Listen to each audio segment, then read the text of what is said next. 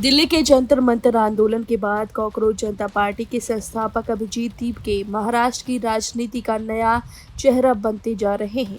पहले महाराष्ट्र सरकार के मंत्री संजय शिरसाट उनके परिवार से मिलने पहुंचे और अब एकनाथ शिंदे की शिवसेना के एमएलसी बच्चू कड्डू भी सीधे दीपके के घर पहुंच गए।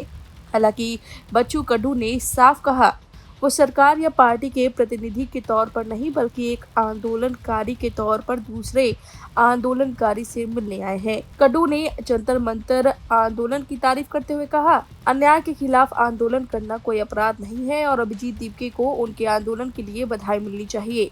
इतना ही नहीं, दीपके को मिल रही कथित धमकियों पर भी बच्चू कड्डू ने चिंता जताई। उन्होंने कहा, बीजेपी नेताओं को उन लोगों से बात करनी चाहिए जो धमकियां दे रहे हैं और गलत व्यवहार कर रहे हैं। इससे पहले शिवसेना नेता और मंत्री संजय शिरसाट भी दीपके के परिवार से मिले थे। उन्होंने कहा था, अभिजीत दीपके ने एक नई क्रांति की शुरुआत की है और उन्हें सुरक्षा मिलनी चाहिए। शिरसाट ने अभी दावा किया, आंदोलन खत्म होने के बाद दीपके घर नहीं लौटे क्योंकि उनकी तबीयत खराब है और उन्हें टाइफाइड है। उन्हें भरोसा दिलाया कि महाराष्ट्र लौटने पर उनकी सुरक्षा को लेकर मुख्यमंत्री से बात करेंगे। उधर पूर्व मुख्यमंत्री उद्धव ठाकरे भी अभिजीत दीपके से फोन पर बात कर चुके हैं और उन्हें अपने घर आने का न्योता दे चुके हैं। यानी जंतर मंतर से शुरू हुआ आंदोलन अब महाराष्ट्र की राजनीति में हलचल मचा रहा है। अब सवाल ये है कि क्या अभिजीत दीपके सिर्फ एक छात्र नेता रहेंगे या आने वाले समय में राजनीति की नई ताकत बनेंगे। अब फिलहाल इस खबर पर आपकी जो भी राय है कमेंट करके अपनी राय जरूर दे। बने रहिए लाइव हिंदुस्तान के साथ। अभिजीत दीपके के घर पे मैं आज इसलिए आया हूँ कि कल उनका सबका आंदोलन खत्म हो चुका है। अभिजीत दीपके के पिताजी या तो उसकी माताजी, इनसे मेरे कई सालों के संबंध है, पुराने संबंध है, हमारे रिलेशंस है। लेकिन पॉलिटिक्स में ऐसे बीच के वक्त में मैं इसलिए नहीं आया कि उसका कोई बवाल अलग तरीके से कर सकता था। इन्होंने कुछ दबाव डाले क्या, इन्होंने कुछ उनको उचकाए क्या, ऐसा कुछ भी बोल सकते थे। इसलिए वो जो मोमेंट थी, वो मोमेंट छोड़ने के बाद मैं आज उनको मिलने के लिए आया। अभी जो उनसे बातचीत हुई ना, वो फैमिली ऐसी है कि उनको अब आज भी नहीं लगता कि मेरा बेटे का नाम इतना बड़ा हुआ है या तो मेरा बेटा इतना ऊंचाई पे गया है। वो ये उनकी भावनाएं देखो कैसी है। वो बोलते हैं अगर 4 दिन और लेट हो जाता ना तो मेरा बेटा उधर कंपनी में काम को रहता था, उसको अच्छा सा जॉब लगा था।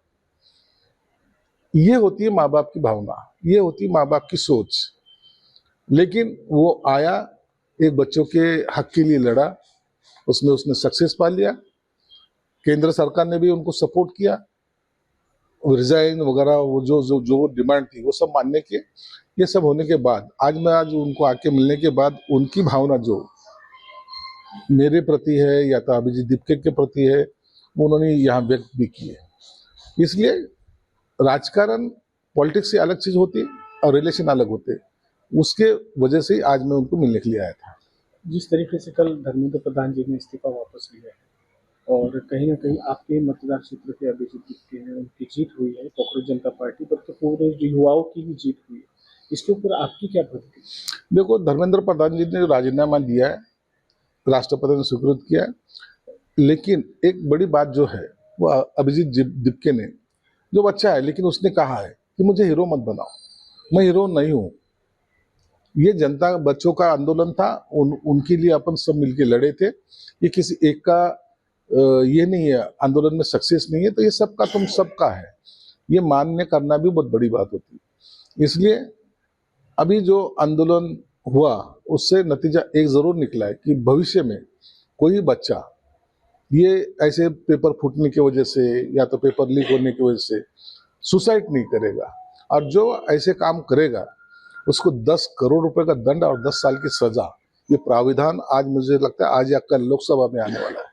तो इसके वजह से एक क्रांति जिसको बोलते हैं ना, इतना बड़ा दंड और इतनी बड़ी सजा आज तक किसी को नहीं हुई। और देखिए उसी के बीच में बिहार से जिसने ये पेपर लीक किया था वो भी पकड़ा गया।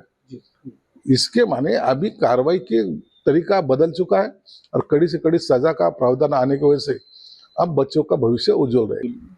ये हमारे लिए मंत्री बाद में जी, पहले हमारे रिलेटिव जी। हाँ, तो मैं यही सोच रहा था कि सर फोन क्यों नहीं कर रहे, घर पे क्यों नहीं आ रहे, तो उनके जो सोच है तो उसके ऊपर मुझे गर्व है कि उन्होंने बोला कि अगर मैं बीच में आपको फ़ोन करता या आपको मिलने को आता तो दूसरे लोग उसका गलत मतलब निकालते थे।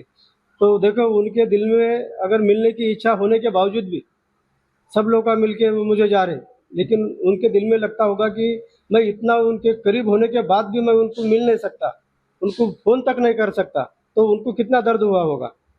वो सब उनका दिल खाली करने के लिए आज वो हमारे इसमें आए वाले, तो इसके लिए मुझे बहुत अच्छा लगा। इस बीच आपने उनसे कोई संपर्क करने की कोशिश की थी जब अभिजीत आंदोलन में थे? नहीं सर, मैं तो पूरे व्हाट्सएप ही कर रहा था, ये लैंडलाइन से या मोबाइल से फ़ोन नहीं कर रहा था मैं, क्योंकि बहुत लोगों ने बोला था, आईजी साहब ने भी बोला था कि थोड़ा संभल के रहो बोल के, पुलिस वालों ने भी बोला था, मैं ज़्यादा किसी से बात नहीं करता था। संजय सिरसाट जी से नहीं, साहब से भी मैंने फ़ोन नहीं, किसी को फ़ोन नहीं किया मैंने।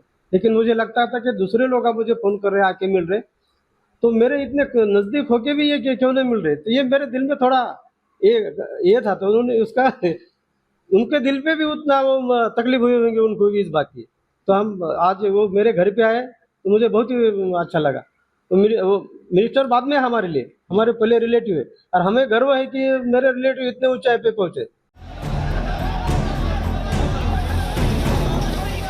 पेपर लीक और छात्रों के आंदोलन के बाद केंद्र सरकार में बड़ा बदलाव करते हुए धर्मेंद्र प्रधान की जगह प्रहलाद जोशी को शिक्षा मंत्रालय की जिम्मेदारी सौंप दी गई। लेकिन नए शिक्षा मंत्री की नियुक्ति के साथ ही राजनीतिक विवाद भी शुरू हो गया। कॉकरोच जनता पार्टी के संस्थापक अभिजीत दिपके ने प्रहलाद जोशी की नियुक्ति पर तीखी प्रतिक्रिया देते हुए कहा कि सरकार ने गलत इंसान को हटाकर दूसरे को कमान दे दी है। सीजेपी के 36 दिनों तक चले आंदोलन के बाद धर्मेंद्र प्रधान ने अपने पद से इस्तीफा दिया था। आंदोलन के दौरान छात्रों और युवाओं ने पेपर लीक, भर्ती परीक्षाओं में अनियमितताओं और शिक्षा व्यवस्था में सुधार की मांग को लेकर लगातार प्रदर्शन किया। ऐसे में सरकार द्वारा नए शिक्षा मंत्री के तौर पर प्रहलाद जोशी के नाम का ऐलान किए जाने के बाद विपक्ष और आंदोलन से जुड़े नेताओं ने सवाल उठाने शुरू कर दिए हैं। आज तक को दिए गए एक इंटरव्यू में अभिजीत दिपके ने कहा कि देश के छात्रों को इससे गलत संदेश जाएगा। दिपके ने आरोप लगाया कि जिस व्यक्ति का नाम बिल्किस बानो मामले के दोषियों के स्वागत से जुड़े विवाद में सामने आया था, उसे शिक्षा जैसा महत्वपूर्ण मंत्रालय की जिम्मेदारी सौंपना शर्मनाक है। दिपके ने कहा कि अगर कानूनन कुछ भी संभव है, तब भी किसी दुष्कर्मी का स्वागत नहीं किया जा सकता। ये पूरे देश के लिए शर्म की बात है।